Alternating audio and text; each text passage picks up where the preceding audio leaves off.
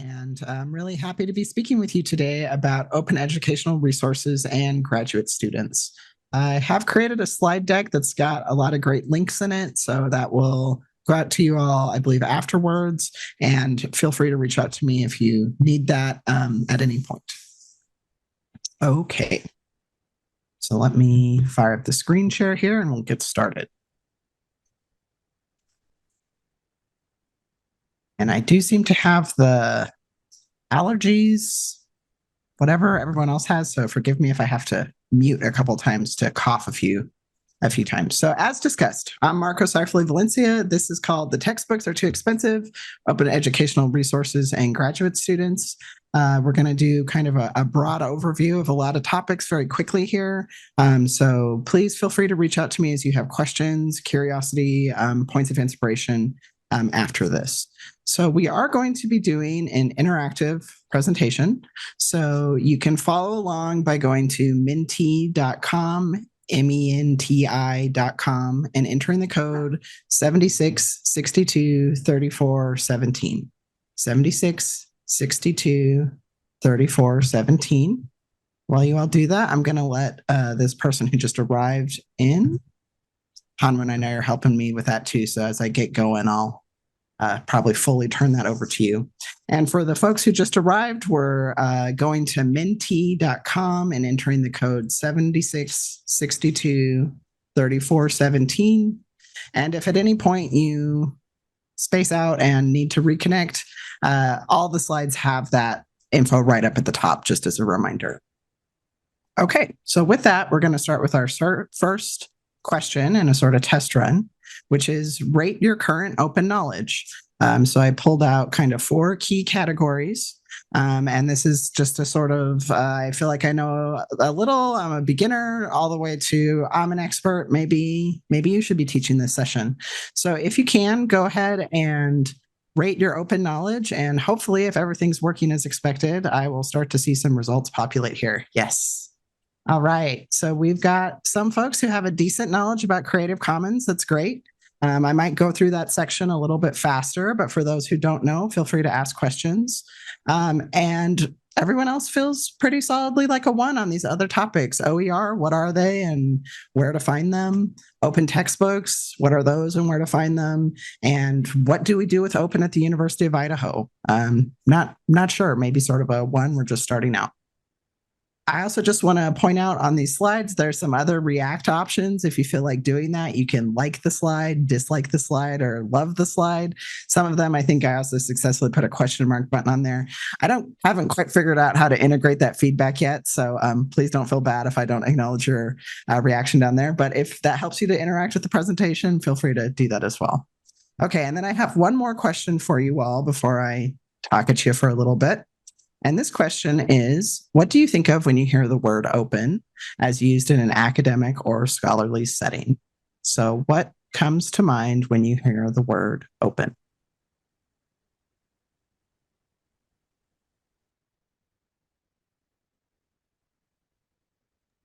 Just give people a few moments to fill in some responses and then for this to populate and pull them up. Free and available for use to the public, i.e. the public domain. That's great. Yeah. So for those who don't know, the public domain relates to copyright. It's the kind of idea that eventually things become available for everyone to use in a way that's more free than the original standard copyright restriction. Available in free resources, texts and scholarship, free or can be edited, freely accessible to read, equity and open access. That's a really interesting one in there because it has some of the elements that the other ones do, but it's got this other piece in it about equity, right? And so equity can mean a lot of different things, but at the most general level, we might think of it as it helps to level the playing field. It helps to engage more learners starting from a wider varieties of backgrounds. Someone also mentioned can be remixed. That makes me think we've got maybe someone with a little bit more knowledge than they let on in that first test there. Yeah, definitely. That remix part's a big part of it. Something that other people can take, iterate on, adapt, improve, use in their own context. So I'll pause for just a second, just in case there's any other responses people want to throw in here. But I think this is a really great starting point what we've got. We're starting strong here with our open knowledge, and I think this presentation should be at just about the right level. All right, so with that, let's keep going on. And I will go into the PowerPoint presentation now. So our learning objectives for today are going to be to learn how to identify and distinguish between the different types of open access publishing, open educational resources, and open textbooks specifically, to know how and where to search for open resources, and to be inspired to collaborate with the library generally, and also specifically with open and course materials costs in mind. To define those terms just right off the bat, open access is something that typically you see in the land of articles and specifically journals. It refers to open access journals, aka journals that publish without charging the reader to access content. You notice I didn't say that it's free to publish. I said the reader isn't charged to access content. And part of what can happen with that is that you, as the author of the article, can actually need to pay what's called article processing fees. So we're going to talk a little bit more about that as we keep moving through, but just keep that in mind that open access journals, they're sort of a whole sphere of things that we could probably do a separate presentation and go in very deeply to. For this session, we're going to be talking more in depth about open educational resources and open textbooks. Open educational resources are free lesson plans or activities that are specifically designed with an expansive or flexible copyright license so that other people can use and adapt them in a lot of different contexts. Open textbooks are complete textbooks that are designed to replace traditional texts. So thinking of the text that you might buy for Chemistry 101, all the way up to your really advanced disciplinary courses, thinking about a complete text like that versus an OER, which is more like a classroom activity, an assignment, something that's usually maybe extra or in addition to standard curriculum. Fair use is something that you might be wondering about. How does that come up in this setting? For those with a little bit of teaching experience, you may know that fair use allows you to use copywritten material in the classroom or in an educational setting, provided that you follow the sort of best practices with relating to putting it behind a firewall or not meaningfully infringing upon the copyright holder's rights. So here you can see in this definition I have determinations of fair use typically involve evaluating how much of a resource is used and how the use impacts the financial and intellectual property considerations of the copyright holder. So thinking about if I bring in a movie and show it for 5 minutes during my class to a group of 20 people, and we discuss something that happened in that for a media or performance class, that arguably is fair use. Whereas me saying, I think it'd be really, really great if the curriculum center screened The Little Mermaid, and it's going to be a free public event, and we're going to invite the whole town. Those, you can see that's partly that different use test there. I should also say that none of this is legal advice. So this is really just a broad general level look at this. As I was reviewing this slide deck, I was wishing that I had put something about inclusive access in here, partly because I think that's another flavor that gets confused. So inclusive access typically refers to full cost texts that have like a rental form or a digital version form that can be billed along with tuition fees, and is sort of outside the purview of what we're talking about today. But if you have questions, we can definitely talk about it at the end. So feel free to jot those down if you have them. So what's different about open versus copywritten materials, even fair use, or even inclusive access? Open materials are intentionally licensed using more permissive forms of copyright, such as the popular Creative Commons license.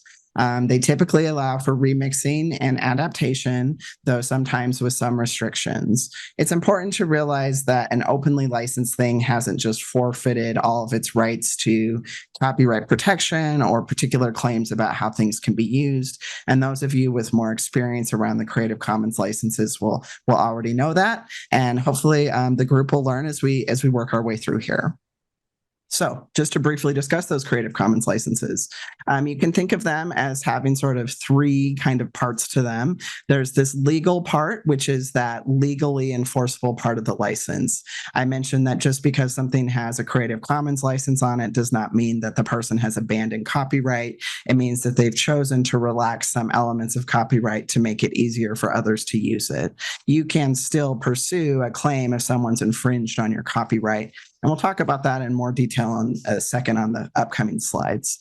The commons deed, or AKA the human readable part, that's really the part that we're going to be talking a lot about today. What does this language symbolize? What does it summarily mean in sort of plain language? How might we apply it to resources we're creating or evaluating? And then the machine readable part of it is what we might also think of as like a metadata or the kind of code packaging that comes with something that makes it so that search engines are able to find it and index it. So you can think about if you're using something like Google search and you click only show me openly licensed images, that's how search knows what to filter for there. Some of the key elements of a Creative Commons license are these different clauses that can then be applied to show how you intend and want your item to be used, or to understand how something that someone else has created, how they are okay with you using it. So those attributions are BY, which is the creator attribution, NC, which is the non-commercial clause attribution, share alike, which is an attribution that says future adaptations must maintain the same licenses as the original, and a no derivatives adaptation, which actually says that adaptations are not allowed. So that no derivatives element actually prohibits future iteration of the work. You're free to use it in your class, but you, for instance, couldn't customize it.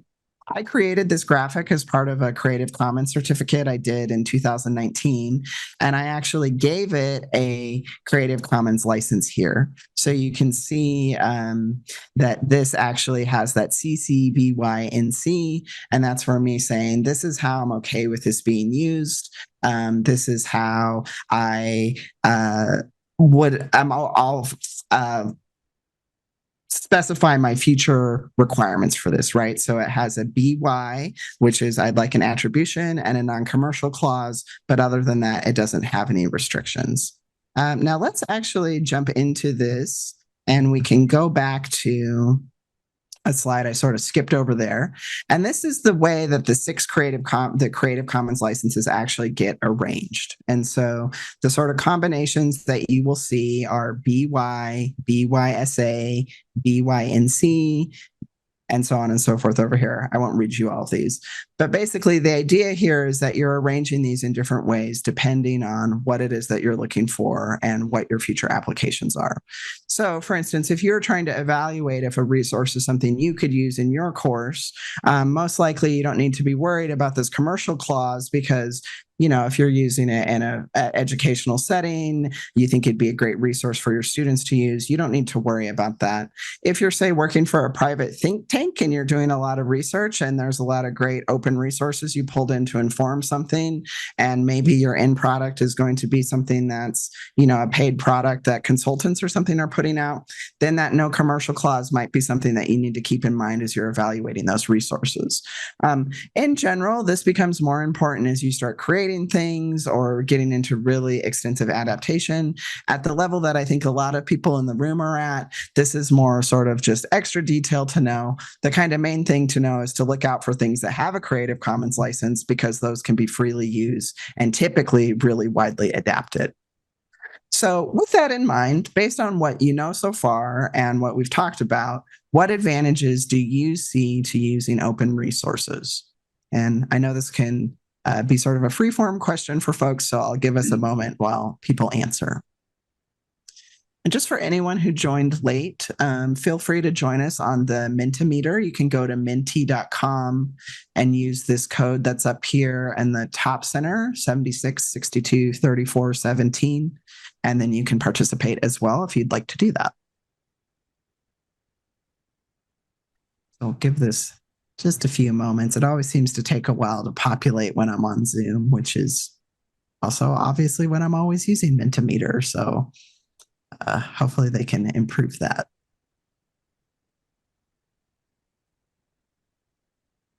Someone said broadens depths of resources for teaching and the potential for adaptation. That's right. It's great. Allows you to fill in what the textbook maybe only sort of covers or tangentially mentions. Affordable solution for college students, easier to find and access. Yeah, that's right. That's great. The affordability is kind of right there in the cost, that zero or very low cost. We know that the expenses associated with attending any kind of education are really substantial. And so helping people not have this final burden of a really expensive text is a big help. Clear understanding of how something can be adapted. So clear communication, affordable availability. Great. So naming some of those advantages, it's accessible, it's affordable, and it also models how you might adapt something, like sort of showing students a praxis, right? And then having a great variety of resources to choose from. Yes, there's a lot out there that you can use, and you can think really creatively too about how you might use different resources that aren't necessarily OER in name, but are maybe things like digital data sets or collections. Like I use things like archives or the Smithsonian a lot to inform different social studies assignments. Okay, so we'll keep on cruising here. Thank you for everyone participating. What do you think some of the drawbacks are? And I'll be quiet for just a second while you all fill that in.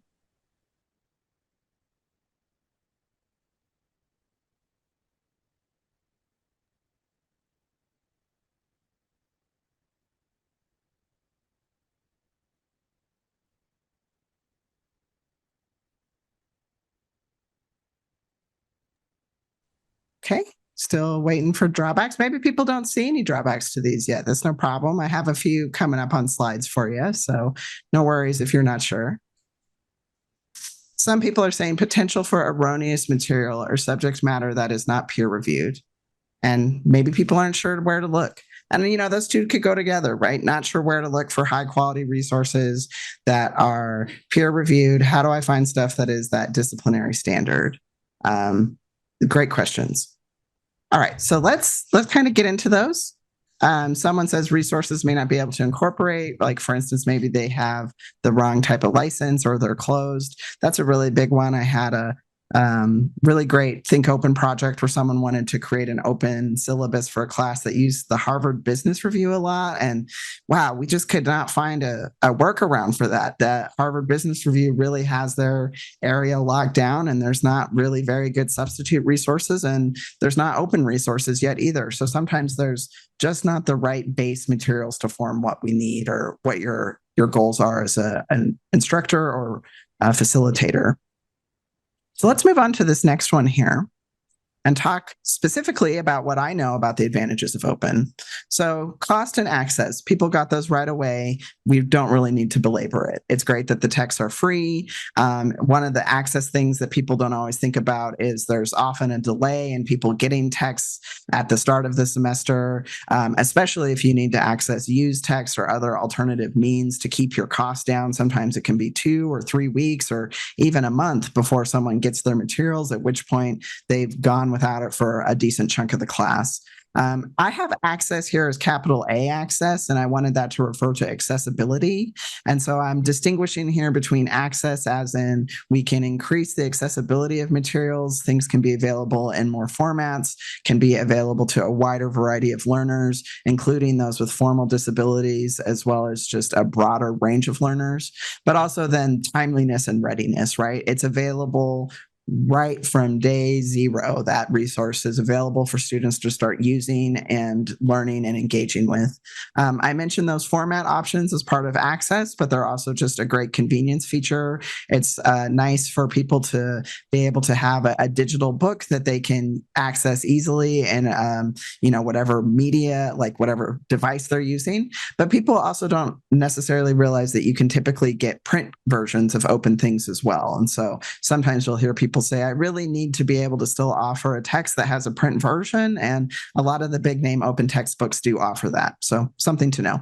It can be a participatory process. We've seen really great and interesting projects happen where people integrate their class into co-creating a text, iterating and revising a text, creating open educational resources together. So it's a great way to empower and engage students as learners and also improve your own skills in facilitating more active and engaged learning.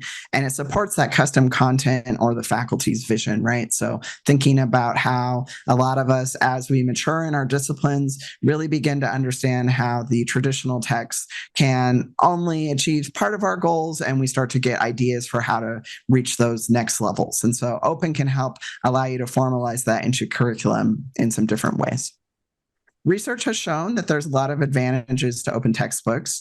They are of comparable quality and often ranked more favorably by both students and faculty than for-cost texts. This has been, I think, one of the major obvious questions people have had about these resources is, are they as good as the for-profit ones, and how could they possibly be if they're free? The answer is there's been a lot of leadership by academic institutions of all sizes and scales to really put together high quality resources. So we're going to talk about those in more depth later on. But if you're curious to see any research that sort of supports what these bullet points are, feel free to visit this openedgroup.org/review. That's an organization of dedicated open researchers that systematically reviews abstracts and literature out there, and basically is doing a perpetual lit review about how open supports, and, you know, in the cases where it has issues, what those challenges are. We also see that open curriculums support better drop, fail, and withdraw rates, with particular benefits for Pell scholars and first generation students.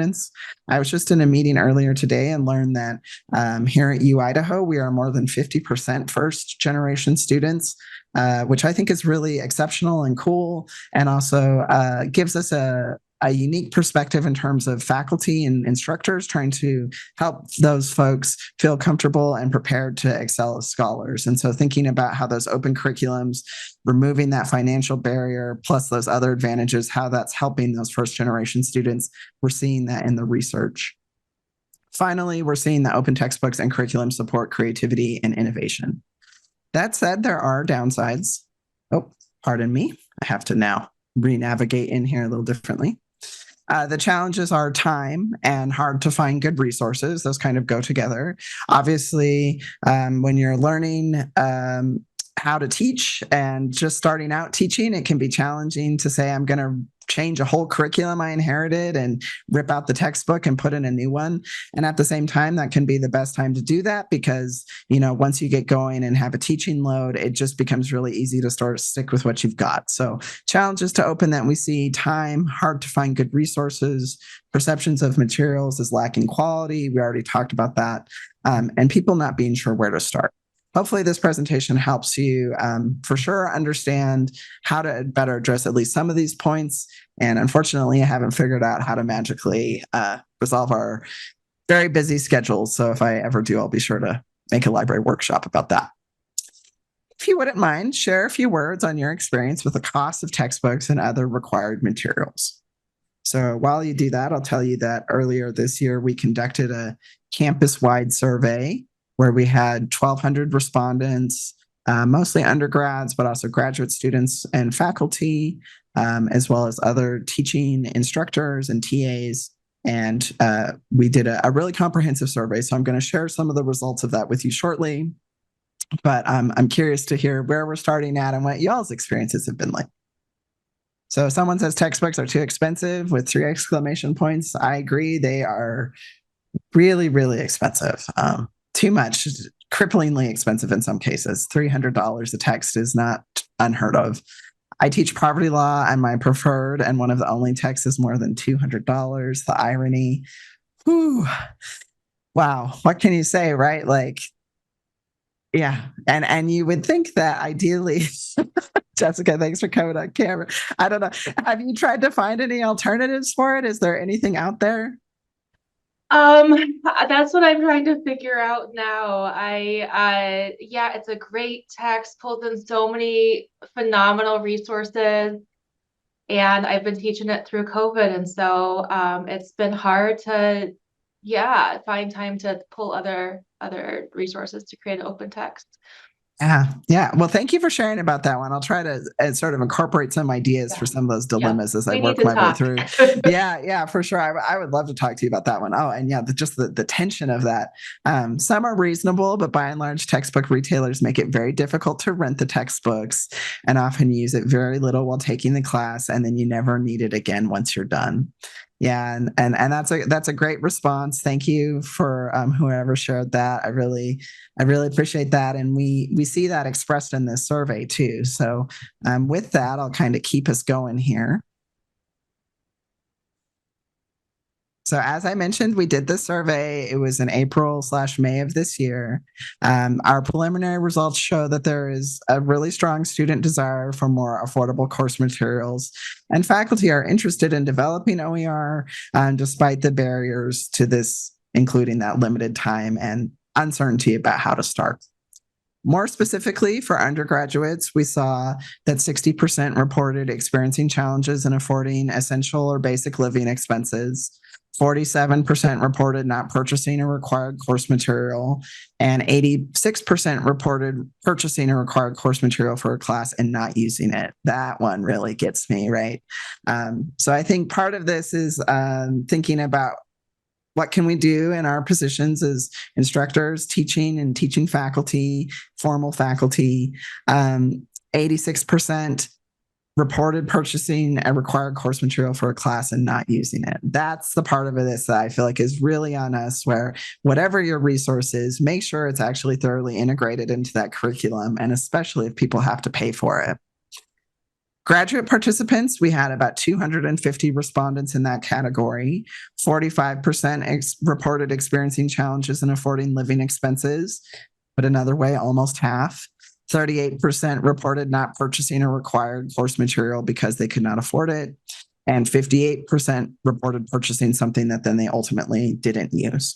So putting those two groups together, you see at a minimum, we're almost hitting 60% with those grad students getting a required course that they're not using, and a similarly high amount with our undergrads. So thinking about how can we integrate our materials deeply, make sure that they're impactful, and then do what we can to make sure that that cost is as reasonable or as low as we can get it. Teaching assistants, we had about 50 respondents, and 20 reported using OERs in their current classrooms already, and 37 reported being interested in using them. So definitely something that's on people's radar, but maybe not totally sure how to start or the best approach. Teaching faculty participants, this is an average cost of course materials as reported by the teaching faculty who responded. We had 165 respondents. Sorry about my typo down here. I actually typed that as a joke earlier today and meant to get up follow up on that.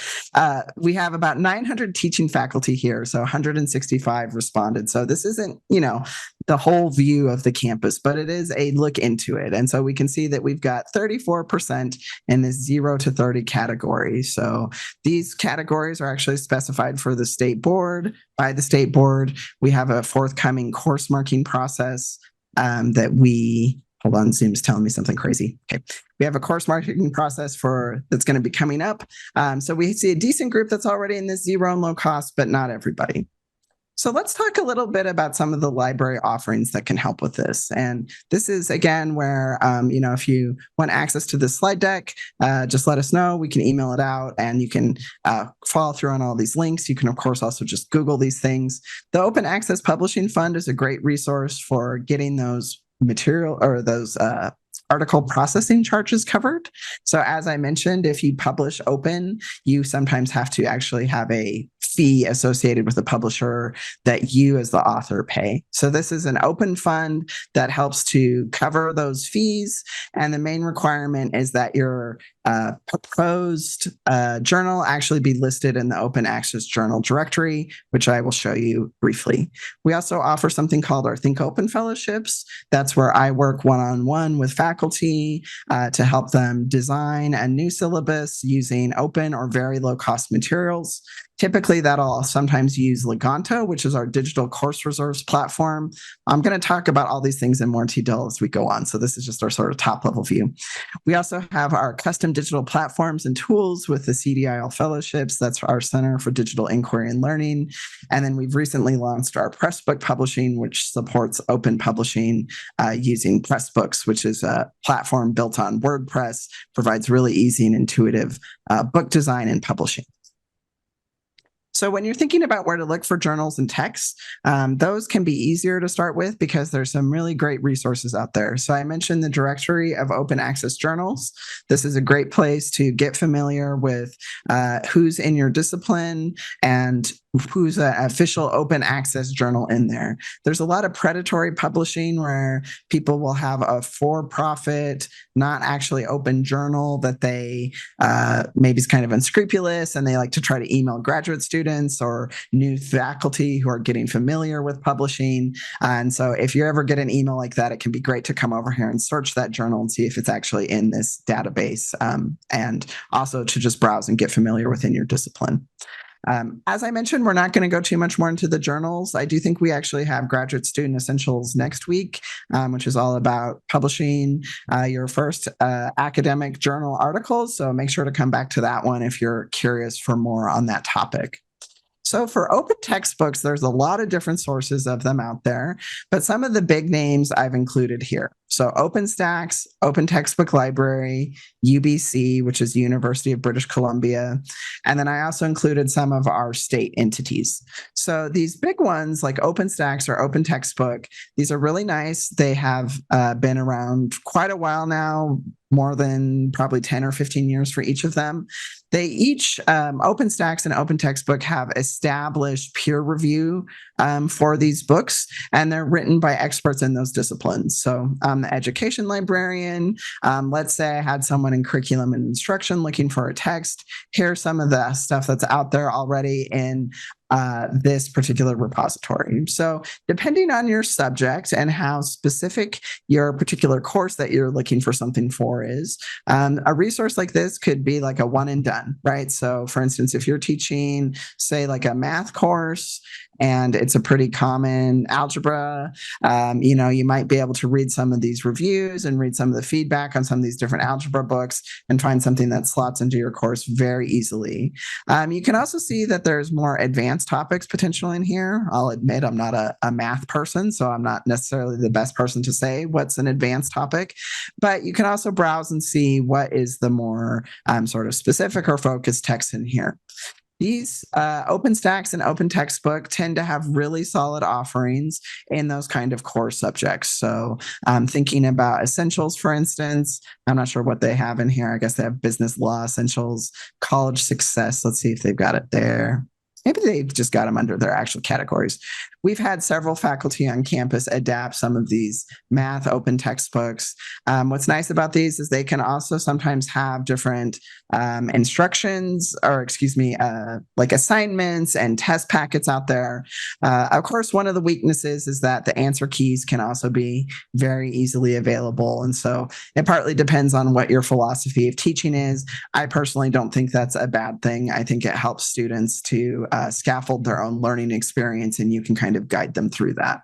So as we go down, we get into our more specific, some of the offerings that have been created in state. So I mentioned Pressbooks. All the institutions in state now have their own Pressbooks installations where you can see what we're working on with open publishing. And so if you're curious to see, my colleagues down at Boise State, and I wonder what's going on in that particular discipline, you can look at some of these and browse and see some of these resources that are being created. And just to kind of get a feel for it, when you're browsing a Pressbook, typically there's like this read book button that'll kind of take you into a reader view. And then typically there's also a sort of browse table of contents. The navigation tends to be down at the bottom, which can sometimes be a little confusing. So definitely takes a minute to get oriented. But then once you do, we tend to share a lot of formatting across the institutions. And one of the cool things about Pressbooks is a lot of other colleges and universities use it as well. So you can actually clone in a book that someone else has created, or you can create your own. So some links there to explore if that's of interest. Open educational resources is a huge term that can include open textbooks, though more typically in the common parlance, you see open textbooks being referred to as that, and then you see OER being referred to as OER, and meaning assignments, instructions, extra supplemental things. OER Commons is kind of my go-to resource for this. I do a lot of work with education faculty, and one of the nice things about this is it actually has K through 12 standards also built into it. OER Commons, compared to, say, Teaching Commons, does include more K through 12 resources, but all of these are great and appropriate places for you as future instructors to be looking at, right? And including teaching undergraduates and graduate students.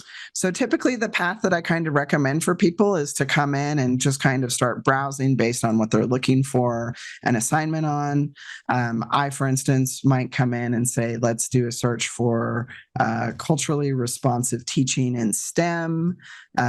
Maybe I'll just say physical sciences and see what comes up. I've never done this search before, so always kind of a risk on a live session to do searching, but and here I could see then some examples.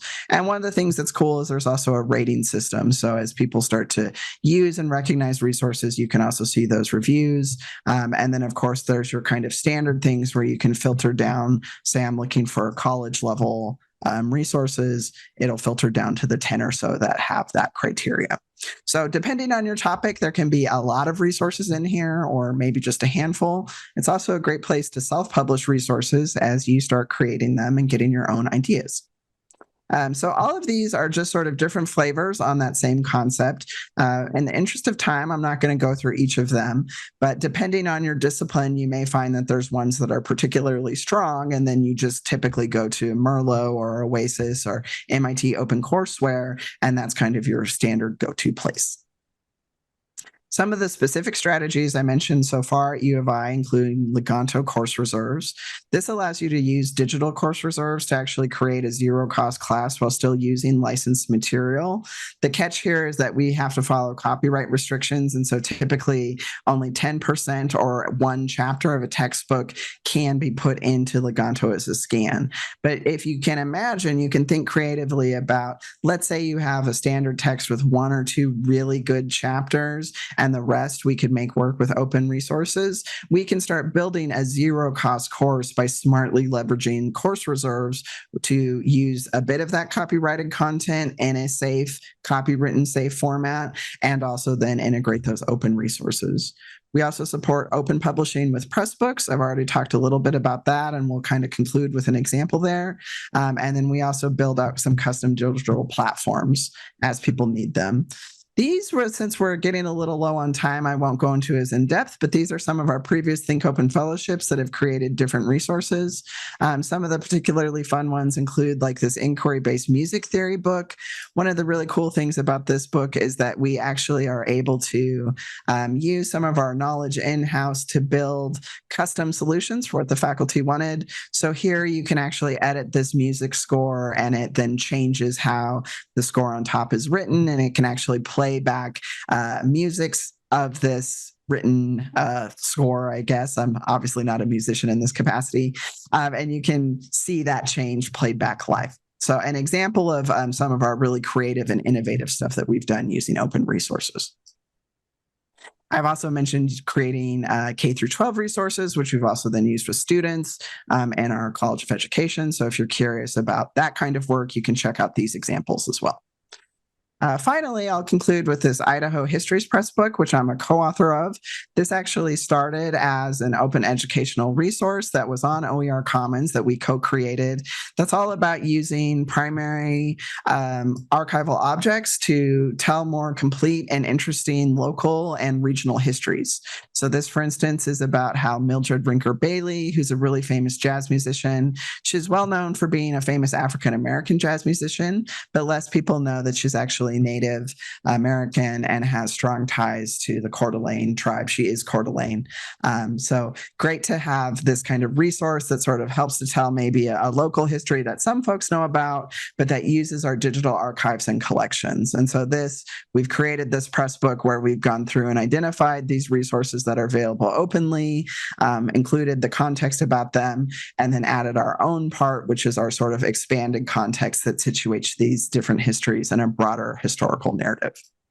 So just to give you kind of an idea of how an open educational resource might develop into a press book, might develop into we don't know yet, something unknown. Kind of the idea here is there's a lot of evolution and growth. So with that in mind, keep these future graduate student essentials workshops in mind. They might be helpful to you as you work your way through your scholarly career.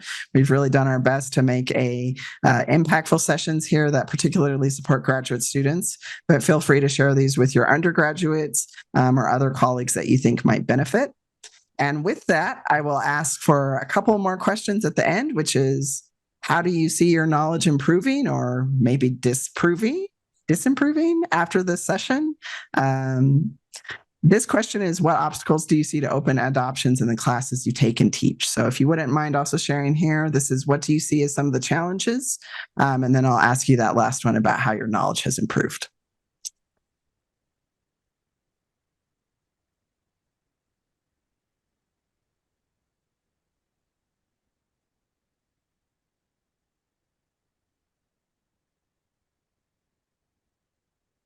Give folks just a second to see if they want to share. That lack of time. Yeah.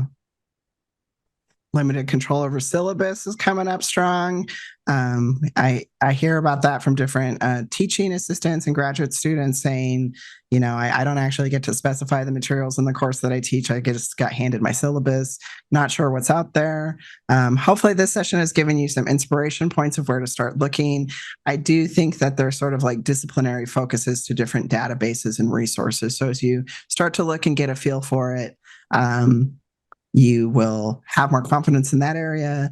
The current textbook is already great. Sometimes we've got a good resource that works really well, and there's just nothing that replicates it, and we don't have the time to write a textbook from scratch. So I think in that case, contacting the library, seeing can we get a digital license for that material where every student can access it for free, trying to pursue those other strategies for bringing those course costs down, or ideally starting with a textbook that's a good price in the first place, right? If it's a standard existing text and it's less than $30, according to the state board, that counts as still a very low cost resource. So that's doing really well. Okay, so with that, I got a little out of sync here with my slides, but with that, I will close us out. I think I have that one more question I was asking you all, which is just any questions from you? And, oh, no, just that one. Any questions from you? So, and then I think we actually have a paper survey for you about how your knowledge has improved over the session. So with that, thank you for your time and attention. I can also take questions in the chat or live if anyone wants to unmute or unvideo mute themselves.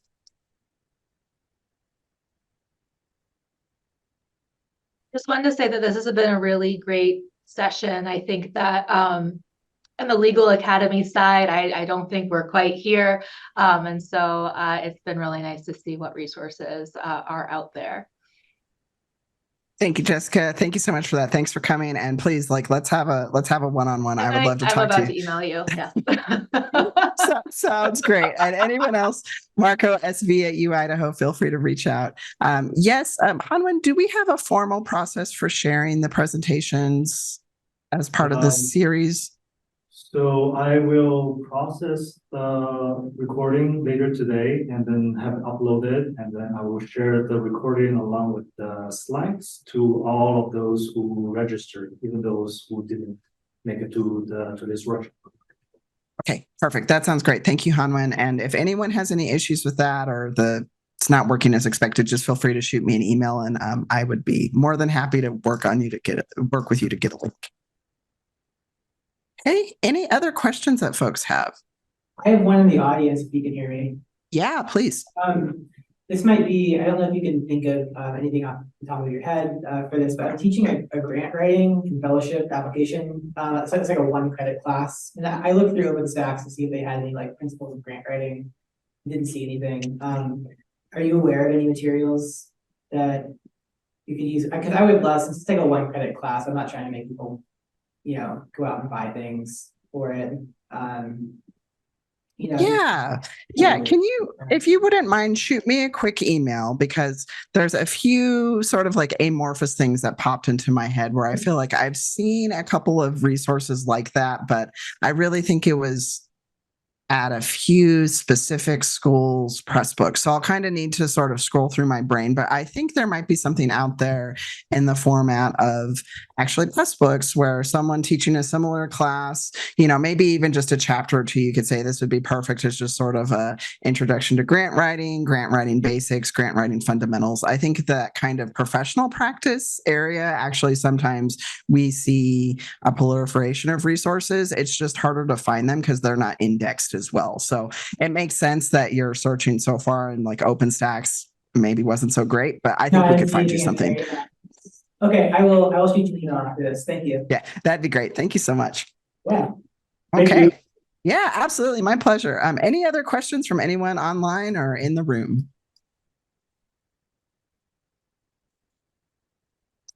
All right. Well, thank you all. Thank you for your presentation. You're a wonderful audience. Hanwen, I think we can probably wrap it up unless there's anything I've forgotten that we need to have folks do.